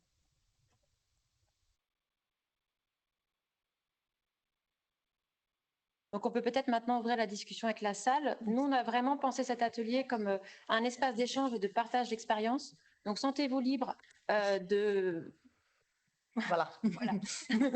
C'est bon. De parler de vous. Est-ce qu'il y a un terrain qui arrive bientôt et vous vous posez des questions? Est-ce que ça a généré peut-être des questions sur votre propre terrain qui est déjà terminé? Donc n'hésitez pas à être dans le partage d'expérience. C'est l'objectif de cette. C'est vraiment très intéressant. Moi, j'ai fini mon 5-6 ans et après, je suis sorti de l'universitaire. Donc, j'ai appris beaucoup de choses qui sont très intéressantes dans l'activité. Je voulais juste peut-être rajouter 2 points. Le premier, c'est d'un point de vue éthique, de penser quand on prépare un terrain, je sais pas comment on appelle ça, les aidants, les facilitants, les gens qui sont sur le terrain où nous, on arrive, quel rôle leur donner, parce que c'est pas forcément quelque chose, je trouve que moi, je n'avais pas vraiment réfléchi à ça, je ne savais pas trop pendant mon doctorat, et il y a des personnes souvent sur le terrain qui sont des gens que connaissent les superviseurs de thèse, les directeurs de thèse, qui nous mettent en relation, qui nous donnent cette personnalité. Et en fait, je crois que c'est important de réfléchir à ne pas reproduire les inégalités nord-sud à l'intérieur du milieu académique. Il y a plusieurs papiers qui ont été publiés là-dessus ces dernières années, un notamment qui s'appelle, je crois, c'est un titre anglais, mais ça dit en gros, mon vol arrive à 5 heures, est-ce que tu peux venir me chercher à l'aéroport? C'est le titre de cet article-là. Je crois que c'est important de réfléchir au rôle qu'on donne à tous ces aidants, parce que parfois ils donnent énormément de temps et il n'y a pas forcément quelque chose en retour pour eux. Et ça, c'est un problème, c'est un vrai problématique. Donc, pour perpétuer une ambiance de recherche, une atmosphère de recherche qui soit pérenne au-delà de notre thèse à nous ou de notre terrain à nous, mais aussi pour les autres et pour les gens sur le terrain, c'est important d'y penser. Et juste au niveau de la rémunération, c'est vrai que c'est controversé, mais je pense que ça dépend aussi des populations avec qui on fait et où on fait. Dans mon cas, moi, j'avais interviewé d'agriculteurs dans une toute petite région. Il y avait un centre de recherche agricole avec lequel j'avais fait équipe. Et en fait, à chaque fois, les fermiers disaient vous êtes encore là, mais on a encore du temps, on termine un nouveau projet d'essai, il travaille sur ça. Et en fait, évidemment, il y a une problématique, la rémunération, il faut aussi comprendre les situations sur le terrain où les populations, il y a certains pays, certaines régions, typiquement en agriculture, l'Afrique de l'Est, il y a certaines populations qui sont vraiment harcelées par les chercheurs. Donc, il faut quand même réfléchir à ce qu'on fait et ce qu'on rémunère, enfin, si ça court un truc, il faut aussi réfléchir sur le long terme de l'impact sur la population. Merci. Merci. Non, c'est un atelier, donc c'est pas. Voilà. C'était vraiment intéressant, l'expérience de vos recherches sur le terrain que vous avez partagé avec nous, l'expérience aussi le côté des stratégies adoptées pour ne pas rentrer dans nos cadrages un peu genrés, et ça c'est aussi c'est intéressant, mais bon, en fait personnellement moi je travaille sur un terrain, j'ai pas si je fais une recherche au terrain à côté de ma thèse et le terrain n'est pas très disponible pour des raisons de sécurité et puis donc j'ai passé mes entretiens en ligne et c'est quelques-uns en présentiel ici en France. Mais un des avantages que je pense que j'ai en tant que chercheuse sur le sujet de ma thèse, c'est que je connais bien le terrain. Ça veut dire que je viens, en fait, je suis originellement de terrain. Et puis, je le connais bien. Et là, peut-être qu'au début de l'atelier, vous en avez parlé. Je suis arrivée avec quelques minutes de retard, mais j'aimerais bien aussi savoir ou peut-être partager votre expérience avec les autres. Comment vous vivez avec le terrain? Quelle stratégie vous adoptez pour mieux connaître le terrain, l'histoire du terrain, même la vie un peu sociale, culturelle de terrain? Parce que ça aussi, c'est un sujet, c'est une question importante pour on peut effectivement quand on rentre sur le terrain pour mieux entrer en contact avec les autres et puis quand on sort du terrain ne pas quitter, ne pas en fait se déconnecter du terrain et toujours garder le lien avec le terrain. Quelle stratégie vous adoptez? Voilà, donc peut-être vous avez effectivement des réponses, mais j'aimerais que vous le partagiez avec nous. Merci. Oui, on prend peut-être comme ça qu'on peut choisir. On peut choisir un peu.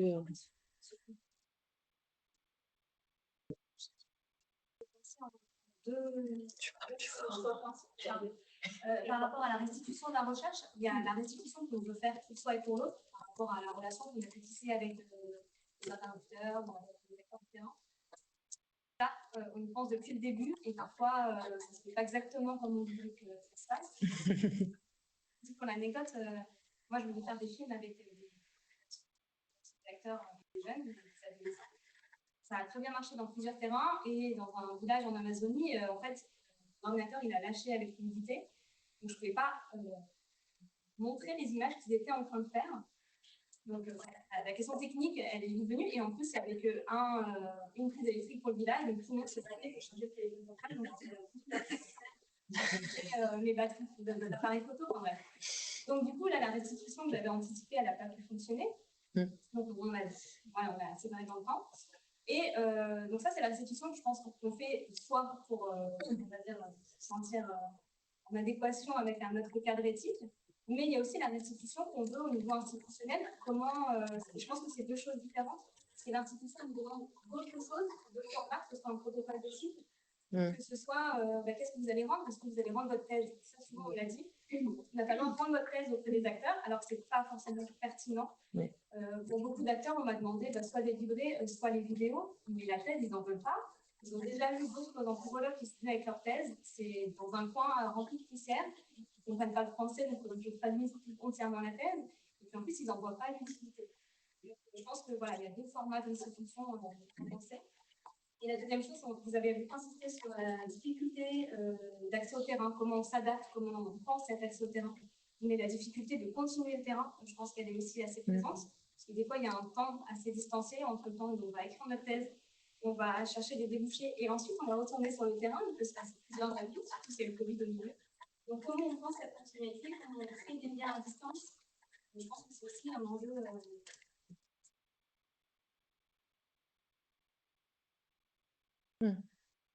Juste ce que je dis, par exemple au Brésil, les Indiens qui ont accès chaque fois plus à l'université, au contraire, ils vont ils font la demande pour restitution de la thèse. Donc c'est un peu un critique qui c'est toujours les Blancs qui parlent sur les Indiens, donc il veut savoir qu'est-ce que les gens produisent sur les populations. Et l'autre, donc déjà, moi je trouve très intéressant de voir des jeunes chercheurs discutant ça. À la même époque, on ne faisait pas ça, ce n'était pas une question. On a dit, la question s'est produite sur le terrain. Donc, quand je suis arrivée, je me suis présentée pour les iguanas, par exemple, ils m'ont demandé des médicaments. Il y a eu un réseau de radio à distance. Et moi, je lui ai dit, je n'ai pas d'argent, mais on va essayer de faire des projets. Et finalement, j'ai réussi à faire des projets et ils ont eu la radio. Mais je crois que ça change avec le temps. Et en question, c'est, par exemple, dans toute cette histoire éthique au Brésil, c'est très présent. Mais pas tout le temps, les acteurs locaux sont les centrales. C'est plutôt un contrôle, plutôt qu'une restitution avec la population, comme tu disais là, de restitution, de faire des documents, des choses comme ça. Donc, déjà au Brésil, il faut que la communauté donne son accord pour que tu puisses y aller. Mais je ne sais pas comment ça se passe dans d'autres populations traditionnelles, par exemple. Donc, tu ne peux pas aller chez les Indiens si les Indiens ne sont pas d'accord que tu arrives. Comme il y a des populations qui sont très gênées parce qu'il y a plein d'anthropologues qui vont dans le etc., etc. Et l'autre chose que je trouve que c'était intéressant qui a sorti au Brésil, c'est quand tu travailles avec des thèmes très compliqués. Par exemple, il faut avoir de secrets. Par exemple, tu ne peux pas donner, publiciser. Un truc qui s'était très discuté au Brésil, c'était l'interruption de grossesse qui s'est interdite. Donc, on a des chercheuses qui font de terrain sur ces sujets et qui ont été menacées pour la droite. Et en fait, c'était ça. Comment tu fais un protocole d'autorisation pour un sujet que tu ne peux pas dire le nom de la personne parce que sinon, elle va être mise en prison. Donc, voilà. je crois qu'il y a plein de choses qui se passent et qui, voilà, ça change dans le temps, dans le sujet, dans les pays. Donc là, on parle de plusieurs pays. Je ne sais pas comment ça se passe dans chaque pays, mais c'est intéressant de penser à tout ça. Oui. Si on veut peut-être réagir avant. Merci, oui. Qui veut commencer? Bah, moi, par exemple, moi, ce que j'ai beaucoup utilisé pour, bah, entre guillemets, garder le contact, mais aussi pour m'imprégner du contexte local, c'est quelque chose que je fais aussi beaucoup en France, c'est lire la presse, énormément. Que la presse quotidienne nationale, presse quotidienne régionale, écouter la radio, regarder la télévision. Ça m'a beaucoup aidé à prendre le pays dans lequel je suis enquêté et à garder donc aussi ce contact-là par-delà après une fois de retour en France, quoi. Que ça permet d'avoir un panorama assez large des problématiques de ce qui s'y passe, de ce qui s'y joue, etc. Moi, sur le comment on a abordé. Bah, moi, je suis pas brésilienne et avant de commencer ma thèse, j'étais jamais allée au Brésil. Et c'était en fait initialement le projet c'était de faire une comparaison Colombie-Brésil, mais Soyons ambitieux. et je ne parlais pas le portugais aussi. Donc évidemment, enfin, je pense que maintenant rétrospectivement, j'en rigole et je me dis j'étais peut-être un peu ambitieuse quand même. Donc voilà. Je pense aussi, que finalement, faire la thèse, c'est aussi construire le début de quelque chose et du coup, on peut parfois peut-être avoir des déceptions sur j'ai pas réussi à faire autant d'entretiens, j'ai pas réussi, ou voilà, mais peut-être aussi essayer de positiver en voyant ce qu'on a réussi à faire. Et merci aussi de souligner l'idée de garder le contact, pas seulement aborder, mais aussi garder le contact, et ce que tu disais aussi, Jordi. Et du coup, là, effectivement, je pense que ce qui n'était pas vrai il y a 20 ans, on peut aussi avoir ce côté réunion en ligne, beaucoup réseaux sociaux aussi. Beaucoup de personnes que j'ai croisées, des chercheurs, chercheuses, des militants, des personnes qui travaillent dans des agences d'État, etc. Finalement, pour continuer à se rendre compte de ce qui se passe, quelle est la discussion en ce moment, tout ça, c'est quand même des outils qui sont... Évidemment, ça biaise, etc. Mais je pense que c'est des choses que la recherche, elle se transforme aussi avec ces outils-là. Voilà, et juste tant que j'ai la parole pour passer aux questions de compensation ou de paiement, etc. Moi, j'ai pas du tout préparé ça parce qu'en fait, je pensais pas, j'ai pas vraiment fait du terrain dans des zones, par exemple, éloignées, etc. Mais les personnes qui m'ont aidé sur place, c'est plutôt des collègues de l'université. Et d'ailleurs, plutôt des personnes qui sont professeurs, voilà.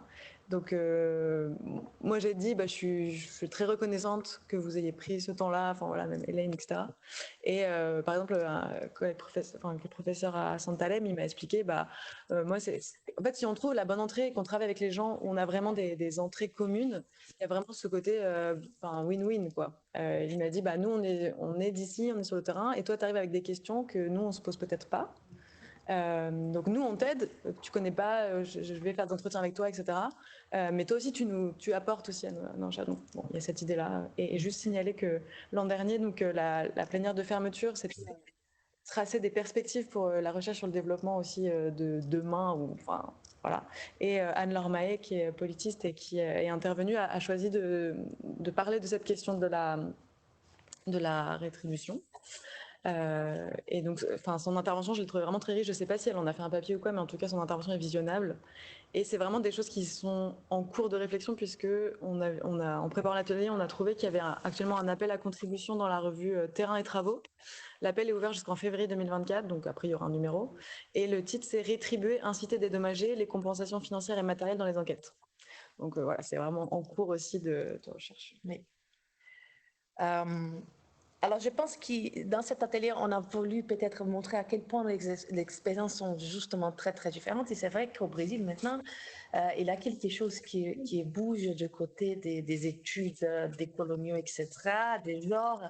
Et donc, les indigènes sont à l'université.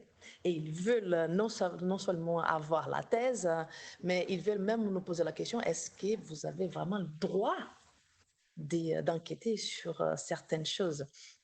Donc, pour moi, vu que je suis psychologue, ça rejoint un peu à ce que tu disais, ça. Vu que je suis psychologue, je ne suis pas vraiment dans la lutte engagée, quoique j'ai quand même fait quelques marches avec eux.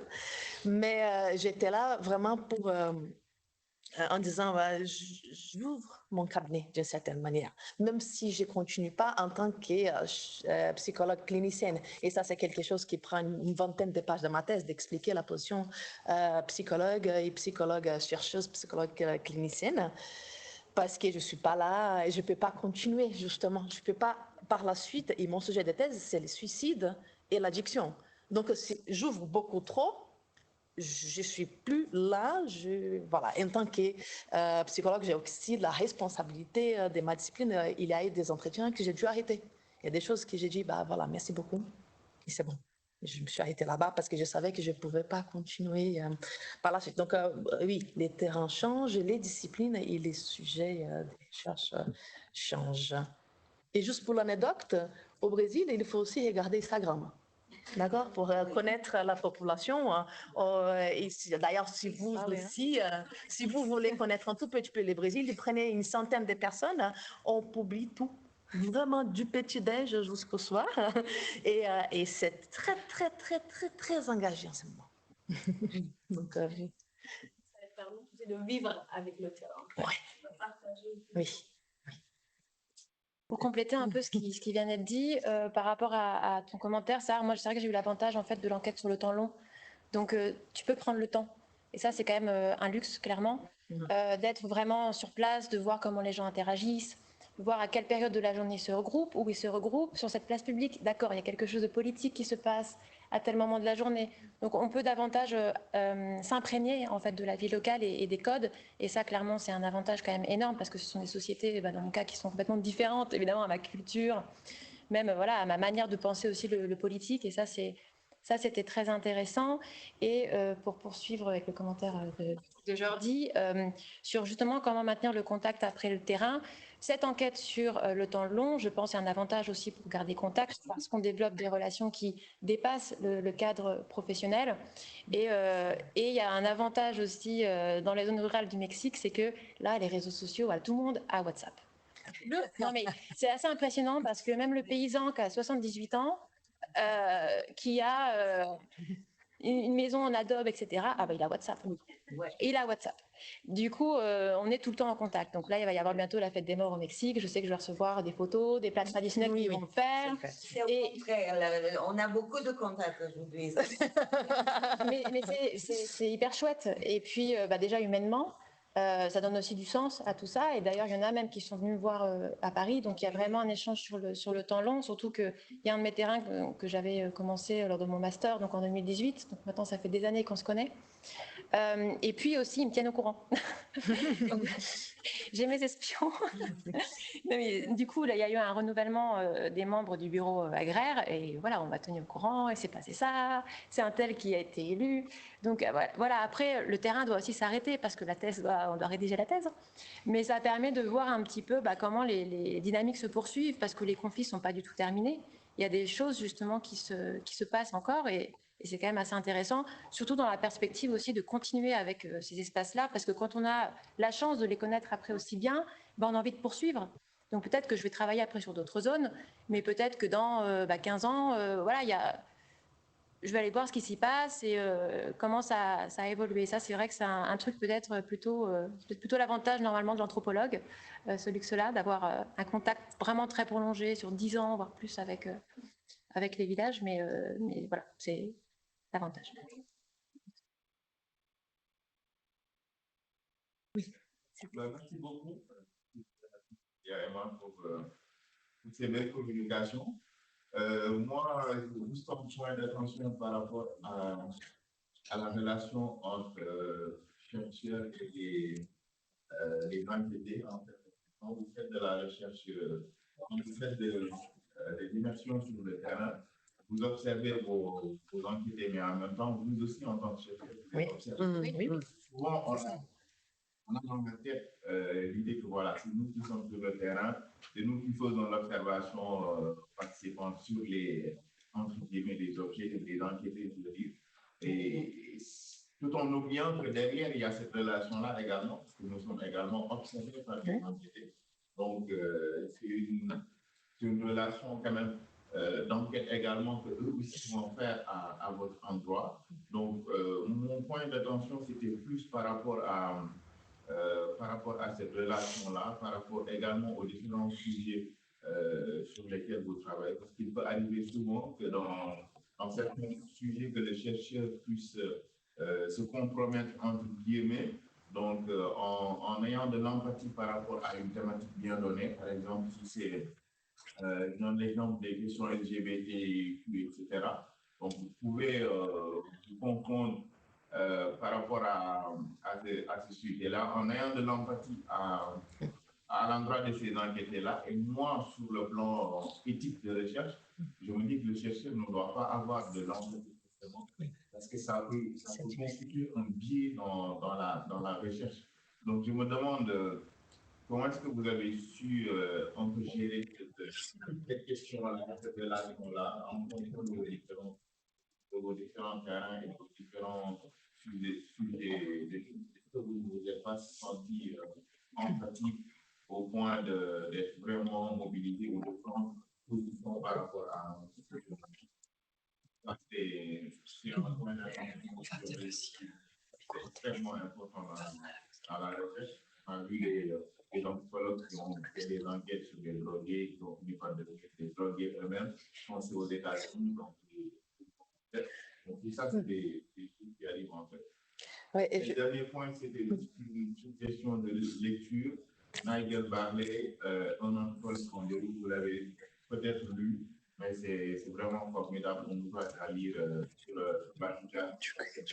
Est-ce que tu peux redonner Nigel Barley, un anthropologue congolais. C'est un livre vraiment super sur la situation. Donc, le terrain, c'était le Cameroun. Et ça montre un peu la relation entre l'entité. Merci pour les conseils. Je vais juste peut-être réagir avec ma définition personnelle qui vient de ma professeure à l'université de São Paulo, donc du Brésil. Qu'est-ce que ça veut dire empathie? Parce qu'en psychologie, on essaie de comprendre un peu toute cette diversité psychique de l'être humain. Et donc, on a partagé pendant justement toute cette conversation d'éthique et d'intégrité et quoi faire. Et on est arrivé à une définition d'empathie qui moi, j'aime bien. L'empathie, ce n'est pas se mettre à la place de l'autre. L'empathie, c'est moi à ma place, et c'est un peu peut-être ça qu'on a essayé de faire dans cet atelier, comprendre notre place des chercheurs et chercheuses. Moi à ma place, comprendre que la place de l'autre côté, quoi que ce soit dans ces relations de recherche, mais dans des relations professionnelles ou dans les relations d'affect humaines, dans nos relations tous les jours, c'est pas la même chose, c'est pas la même place. Je peux pas occuper cette place-là. Et tout en sachant que je ne peux pas occuper cette place et que nous avons deux places différentes, je peux faire à l'intérieur de moi une place pour vous dans cette différence. Et c'est avec cette tête qu'à chaque fois, je pars à parler que ce soit à mes patients ou à mes participants de la recherche. Parce que aussi, j'ai des patients indigènes que je n'aimais pas dans la recherche. Donc voilà, c'est toujours en sachant que je ne peux jamais être à leur place, empathiquement parlant. Dernier commentaire avant de conclure. Oui, il faut qu'on aille faire. Et après, on a pas ce qu'on fait. J'avais à peu près une question. Stephen Fuchs, souvent on le pose avec Max Weber. Donc Weber a une neutralité axiologique qui va être objectif en termes de principe, on ne doit pas en avoir. En tout cas, de ce que je crois. Et c'est à l'inverse, c'est par notre subjectivité qu'on va pouvoir. Je voulais savoir si, du coup, sur cette question-là, vous vous positionnez. Quand peut-être en intégrant un troisième, c'est Bourdieu qui, son travail, son objectif, c'était d'objectiver comme critère de scientificité. Voilà, je voulais savoir tout ce cadrage théorique-là. Quand vous rentrez dans un terrain, comment vous vous positionnez entre les activités, c'est quoi le travail qui est fait, la sociologie du sociologue, quand c'est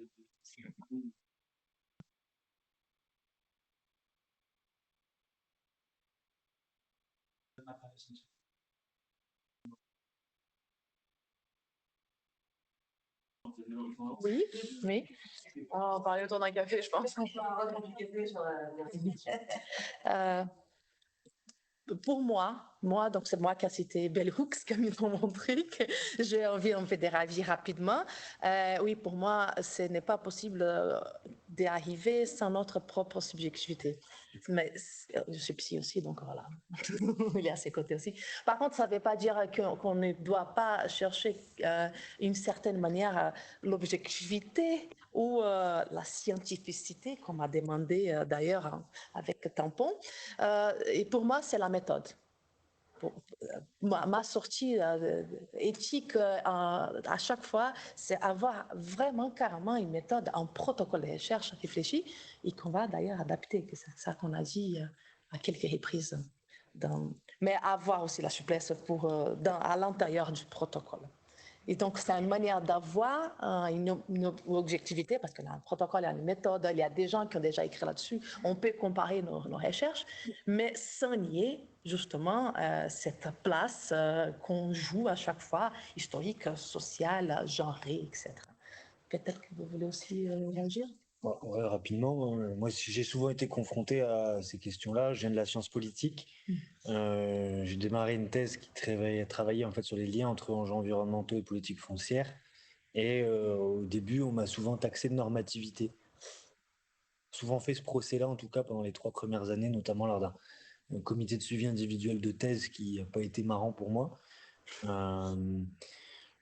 Après, j'ai eu tendance à avancer sur le fait que, en bon constructiviste, on est tous socialement construits avec nos parcours de vie, nos formations, nos socialisations, etc., etc. Moi, la neutralité axiologique pure promue par Max Weber, j'y crois pas pour l'instant.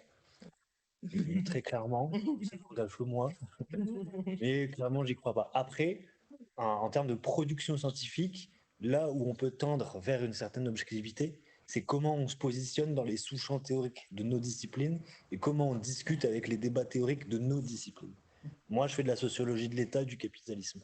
Donc, en fait, je vais travailler du coup sur ces questions-là, questions de politisation, et les données que je vais utiliser, elles vont être mises au service d'un débat théorique qui est périmétré par la discipline, par des écrits, par un état de l'art, etc., etc. Donc c'est clair et net que dans la manière dont on va écrire un papier pour une revue scientifique type Critique internationale ou d'autres, on va être clac-clac pour rentrer dans un certain champ, un certain carcan. Après, c'est pas la même manière que d'en parler dans des réunions de doctorants plus informelles ou en fait avec des réseaux plus militants aussi, quoi. Donc en fait, je pense qu'il y a une certaine souplesse et une certaine plasticité dans la manière dont on peut après parler de nos terrains, quoi. C'est en tout cas moi ma position extrême. Juste un tout petit mot, si je peux me permettre. En fait, là, tous les deux, vous avez mis le doigt sur quelque chose d'absolument fondamental, c'est la question de l'engagement et de l'utilité de la recherche. Et c'est vrai que quand on choisit un sujet de recherche, c'est pas par hasard, c'est aussi parce que c'est quelque chose qui nous intéresse. On est éventuellement quelque part motivé peut-être par ce qu'on considère comme des injustices, même si on ne le comprend pas comme ça au début. Donc, on a déjà une idée de ce que serait que la recherche utile. Et ça, je pense que c'est un biais qui peut être très compliqué parce que ça peut nous empêcher de laisser parler le terrain. En fait, je m'explique. Quand on choisit déjà donc un courant de la recherche, on arrive avec nos catégories. Et c'était Becker justement qui disait que à partir du moment où on a déjà nos catégories déterminées, on considère que tout ce qu'on va voir rentre dans la catégorie et fait que conforter cette catégorie-là. Donc en fait, c'est une approche plus déductive, hypothético-déductive, qu'inductive. Et c'est là que c'est problématique. Et dans l'étude des conflits, c'est quand même très présent. En géographie politique, c'est présent également, parce qu'on se dit, bon, il y a les dominants, il y a les dominés. Alors je ne dis pas que c'est complètement faux, mais je dis qu'en fait, on met des œillères, on veut montrer ça, et on ne regarde pas, par exemple, les dynamiques intracommunautaires, ce qui, moi, personnellement, m'intéresse. Et donc, on ne documente, il y a des travaux qui sont amenés à documenter que ce qui conforte leur idée. Et là, on peut s'interroger sur, d'accord, il y a la volonté d'être utile vis-à-vis des populations qui peut-être sont victimes de dépossession, etc. Mais est-ce que c'est vraiment utile si ce n'est pas un savoir qui documente tout? Et finalement, cette espèce de neutralité qui, évidemment, n'existe pas complètement, mais le fait de vouloir rendre intelligible une situation, est-ce que c'est pas ça, finalement, le vrai engagement et le vrai savoir utile pour qu'après, les décideurs et les populations se rendent compte du panorama et prennent des décisions en conséquence?